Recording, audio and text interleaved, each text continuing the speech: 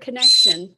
I'm Mira Rubin here with you on Enlightened World Network, and this is my little partner here. This is Maggie, if you don't already know her. And today's topic is stepping into wonder and bringing ourselves closer to a presence and experience of the magic and divinity all around us. So before we get started, let's take a minute to get present. Let's take a deep breath in through your nose and hold it. And imagine clean, crisp oxygen just flooding your lungs and flowing into your bloodstream and nourishing all your cells and all your organs. And as you exhale, exhale any tension, any stress, negativity, fatigue. And let's take another deep breath in through your nose and hold it. This time, imagine brilliant, bright light lighting you up from the inside out, electrifying and energizing all your cells, all your molecules, all your electrons, and lighting you up from the inside out. And as you exhale, exhale any negativity, any tension, stress, fatigue. And now let's just gently press our palms together. Very softly, softly, softly.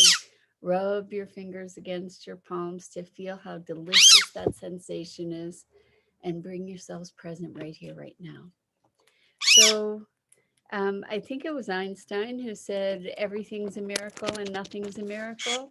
And I think that when we allow ourselves to be present to all the miracles around us, and the miraculousness of what we consider the mundane, the things that we just don't even pay attention to in our lives when we're engaged in the doingness of it, then we bring ourselves closer and closer to an experience of the divine and maybe the truer nature of things. So what is it like to invoke a sense of wonder?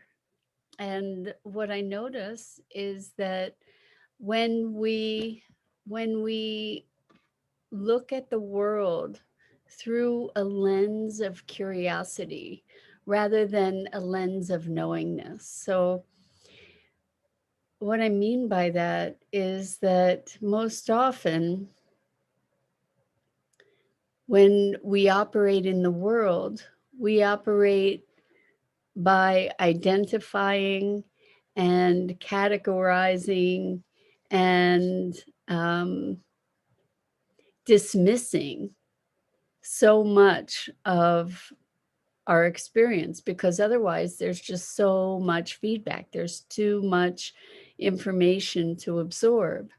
But we do have the capability to slow down our process so that rather than going through an environment with everything known, to stop and just observe, stop and presence ourselves to our experience. And so it can be done with anything, uh, by simply looking at that thing, allowing yourself to experience that thing without your notion of what it is, without labeling it, without defining it. And we were talking yesterday about putting constraints on things, and here what we're talking about is deliberately releasing ourselves from the constraints of the familiar, and to be observing something maybe in terms of light and color, the play of light, the play of color, maybe to observe something and notice that we define things based on shape. And if you allow yourself to let go of the idea of shape, then it opens the door to see that maybe the thing that we thought was a circle isn't round, actually. Like if we look at the lines of it, maybe there are other things at play in that image. Good morning, Gail. Welcome, welcome. So good to have you here with us this morning. We're talking about stepping into wonder as a vehicle of bringing ourselves closer to divinity. Good morning, Rosalind. So Rosalind says, neat, observe something with color, question mark. Good morning, good morning. So yes, if we look at a thing, normally what we do is we kind of dismiss that thing, or we say, oh, okay, that's what that thing is. Then we go on to the next thing and we stop seeing what's there. And we are then removed from the sensory experience of what that is. Maggie is all about sensory experience.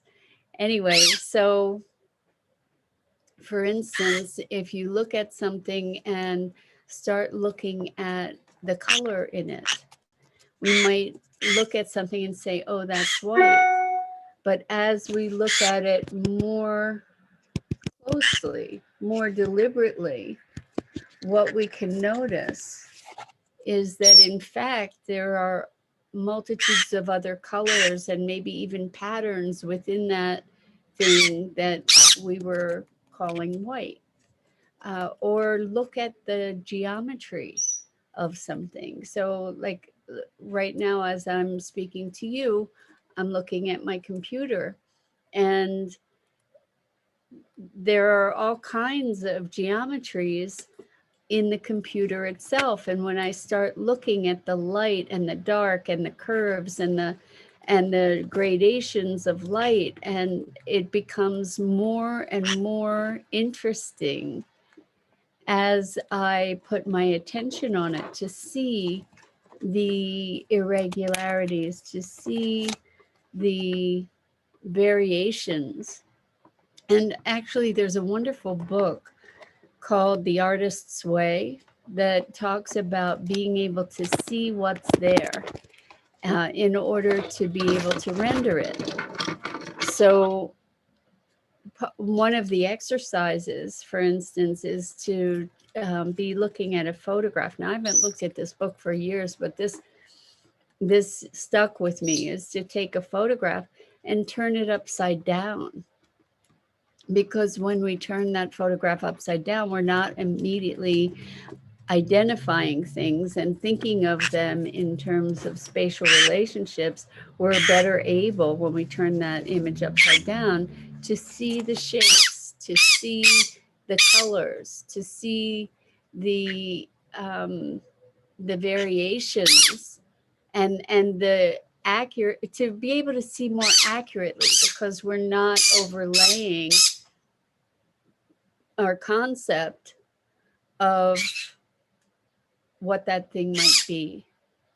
And in 3D space, it's even more challenging, because we operate really what our brains do, rather than pulling in information, is sort out information, is eliminate information, because otherwise we would be completely overloaded.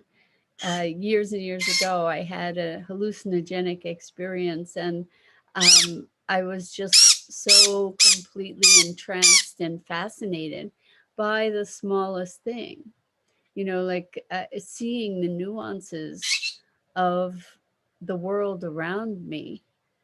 I mean, when we think about, like, I have this little jar on my desk, and I have whatever feathers Maggie's molted. I have them in that jar. And just looking at a feather and the miraculousness of it. Hey, Elaine, welcome back. I haven't seen you for a little bit. Wonderful to have you here. We're talking about walking into wonder and the magic and beauty um, and just miraculousness of the world around us, and to be able to appreciate the nuances. And what it takes is slowing down and allowing ourselves to perceive through a lens of curiosity rather than through a lens of knowing, and be exploratory, and notice how remarkable, the physical traces that things leave, or the patterns that exist in things that we might not otherwise have recognized, or just noticing textures. That's another wonderful part of this exercise, is to, we start every day by rubbing our hands together gently to be able to experience a sensation that we take for granted, because most of the time we're moving through life and it's not about the physical sensations. We're not, unless we're maybe getting a massage, or maybe sometimes when we pet an animal, or but rarely is it about the the immersion in the physical sensation and the wondrousness of the fact that we actually have these sensations. Like, how incredibly amazing is that? And so I'm sure you can imagine that if Maggie, come here, baby. She's on the plant again. She does this, she does. If we can imagine that, like, if we can presence ourselves to the physicalness of our sensation in a way that we have curiosity about the sensation itself. So to start, like, just gently draw your finger from one hand against the edge of your hand, of your other hand, for instance, and notice that sensation and trace that sensation, and how incredible it is to actually feel the relationship of our bodies to the world around us. Even just moving your hands through space, you can maybe even feel kind of an energy around your hands. It's amazing when we stop to pay attention from a place of curiosity. So Elaine says, I love walking in a childlike wonder. I see the true life that is playing out right in front of me, a place of no words needed. Exactly. It's just pure magic. And that space of wonder, is a connection with, I believe, or I'm trying on the idea that that space of wonder is a connection to divinity. I mean, that is a connection to being a magical being in a magical world. And just the way that things work together, the way that I can hold something and let go of it, and it falls rather than rises, usually, unless it's something like a helium balloon. But like, even just to witness that with curiosity rather than knowing is this, for me anyway, it creates a state of, a somewhat euphoric state of joy and appreciation. And I believe it's from that state of possibility, because really what we're doing then is opening the door to possibility. We're opening the door to new perception, right? And when we open the door to new perception, that's opening the door to possibilities that we hadn't perhaps entertained previously, that can show up in our lives in a radical way. So Gail says, when you are in that space, you are truly living in the now. And again, to your point, Gail, that is what moves us into connection with our own divinity and the magic of everything. And then we become more conscious and deliberate magicians, partly because we're seeing, we're present to what's actually there, if that makes sense. And Elaine says, the beauty of a single drop of water, what I see is beyond words. To experience life for oneself is the journey for me. So the beauty of a drop of water is absolutely, I so connect with that, Elaine, because we take water so for granted. Water is such a magical, remarkable thing. It transmutes. I mean, first of all, the fact that there's this liquid that comes from the sky that we can drink, that we can, and how about when we can wash things with water? We can soak something in water and things dissolve. We can dissolve things in water. We can freeze water. We can get steam from water. It's such a miraculous substance, and that feeling of wetness, and we can warm ourselves, we can cool ourselves with it. We need it to survive. It is part of us, and we are part of it. It's remarkable and magical. And when we presence ourselves to this, the miraculousness, then the next natural transition is to a state of gratitude and appreciation.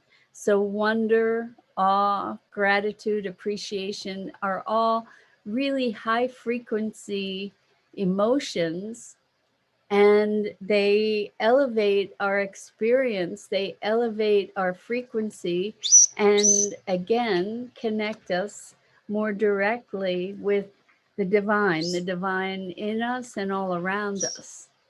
And who doesn't enjoy those states, right?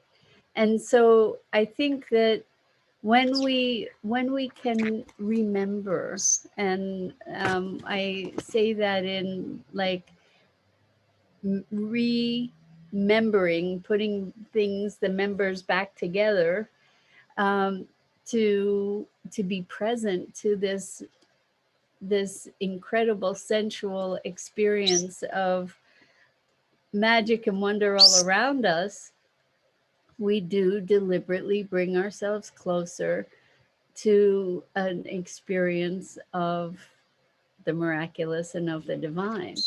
So Gail says the door to unlimited past possibilities and the path to that divine connection where we can see, hear, sense, and feel from other realms so much better. Well, to your point, Gail, I think that the other realms are only the other realms because we typically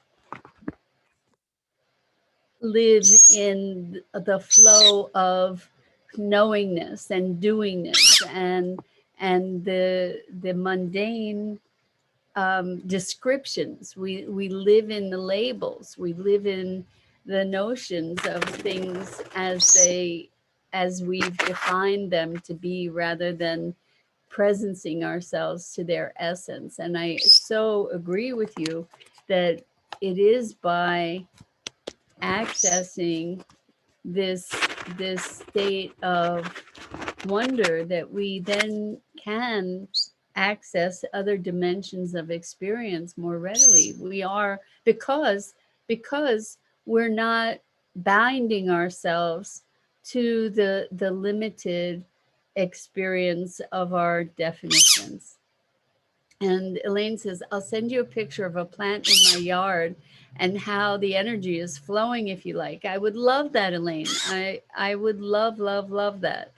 And Elaine says, I live in a wonderland of life.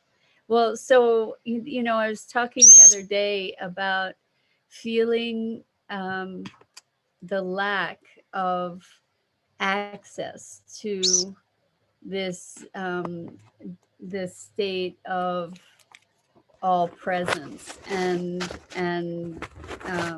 the challenge of navigating the mundane world when you've already experienced that magical divinity.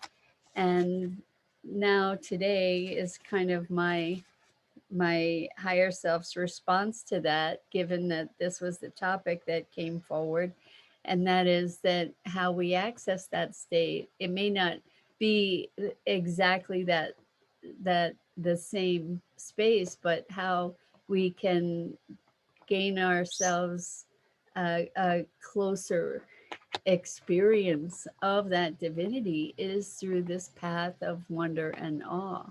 And I know that there are times when I've quieted myself and just been present and have been able then to see the movement of energy and to see the field of energy that we're immersed in all the time, and that we typically don't have conscious awareness of.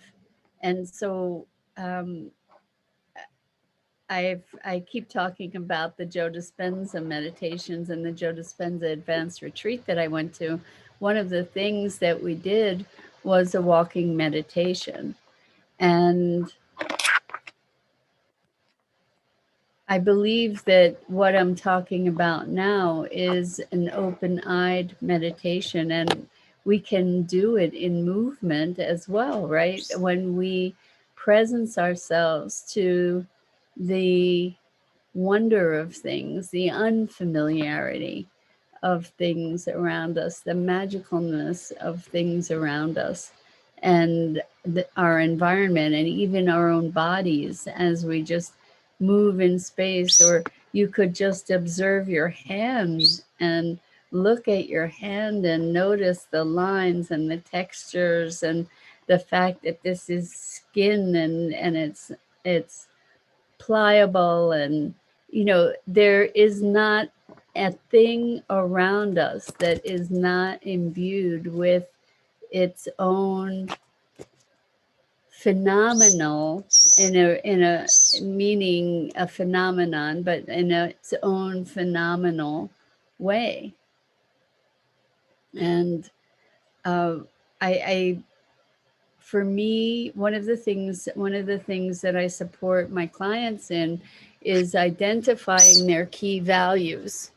And in the process of identifying key values, we get to recognize is what the things are in our lives that drive us, and that we can consciously embrace in the course of making decisions. And so for me, I think freedom is my highest value. And then next to that, and freedom for me encompasses awakening and presence and all of those wonderful things. But I think along with that, or a part of that freedom, is freedom from the constraint of ideas and beliefs, etc. And when we step into this place of curiosity and wonder, we have the opportunity to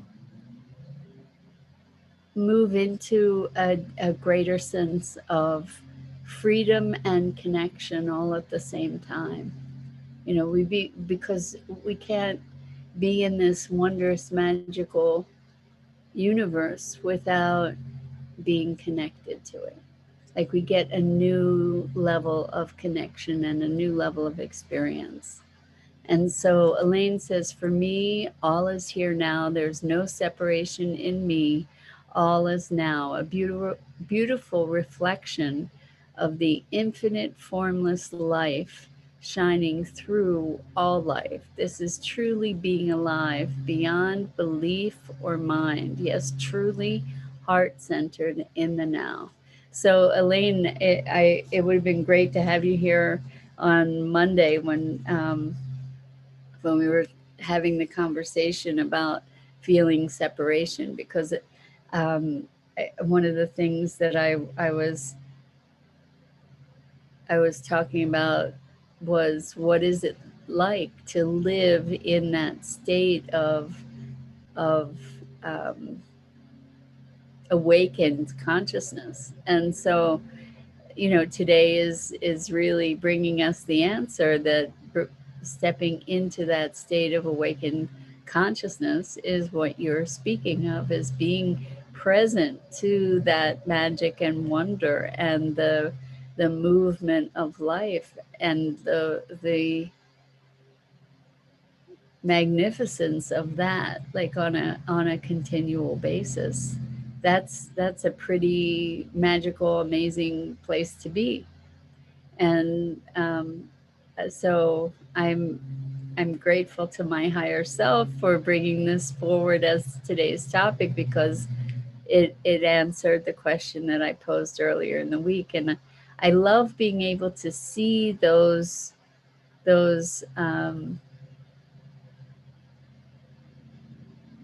gifts, those occurrences and connections, you know, to say, okay, well, there was part of me that was really longing for an answer, and another part of me provided that answer today, which is awesome.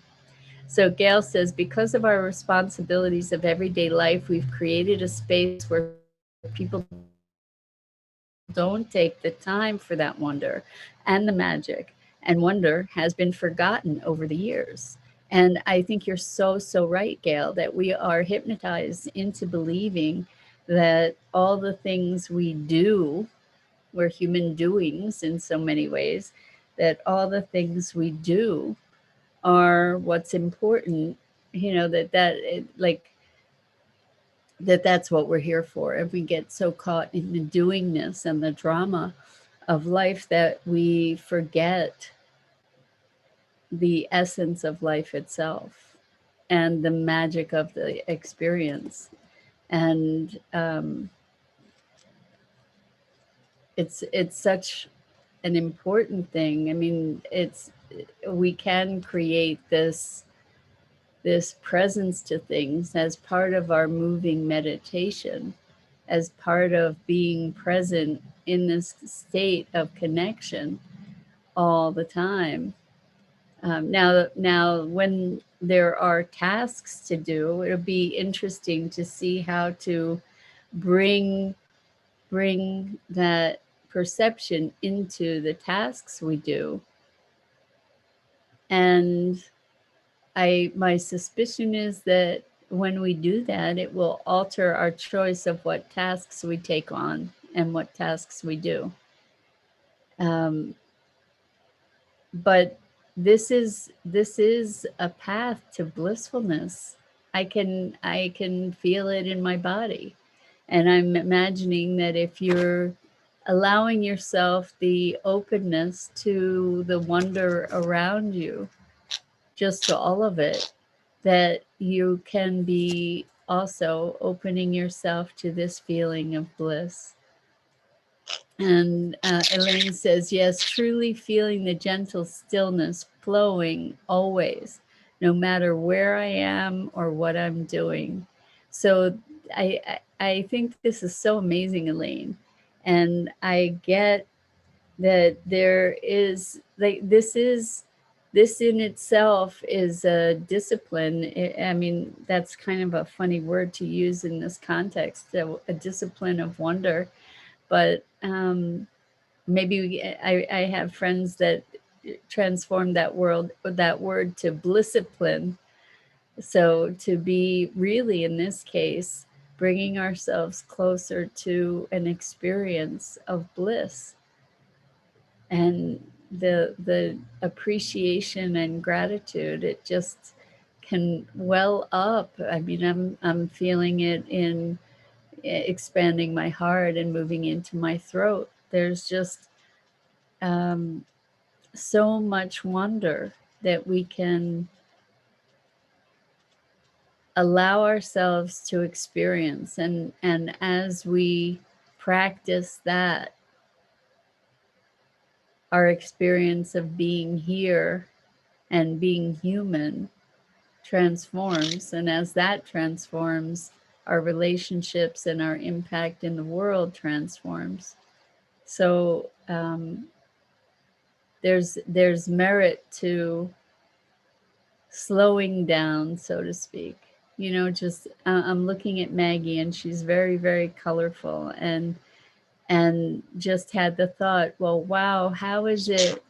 What is it that's allowing me to perceive all these different colors and shades and shapes? Like, that in itself is an amazing, miraculous experience, and so we can dive more deeply into the wonder, and it rewards us so profoundly when we do.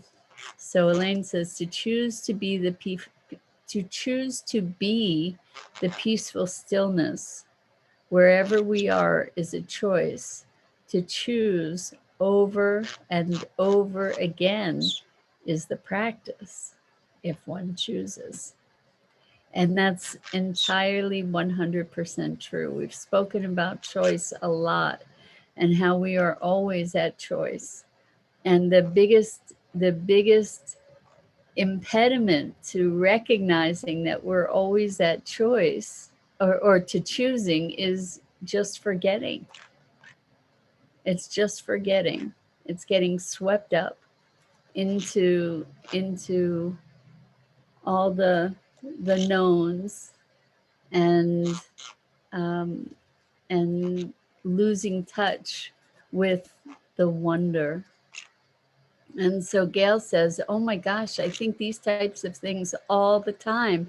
How beautiful things are when we take the time to look. Yes, me too. Like, magical. I mean, even things that we would consider ugly, when we, like on a cursory glance, when we really look, there's beauty in everything. And it opens the door again to wonder and awe and bliss and the divine in us and in the world around us. And it shifts the obsession that so many of us have with ourselves, with our emotions, with our experience, with our wants, with our desires, with our beliefs, etc., etc. When we allow ourselves to really be present to the magic. I mean, for me, that's the thing that gives life its richness, and probably is the most rewarding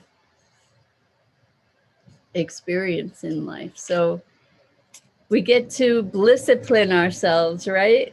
Um, I am so delighted to share these thoughts with you, and to hear your responses and your perspectives. And it's such a gift. And I just want to say thank you, thank you, thank you.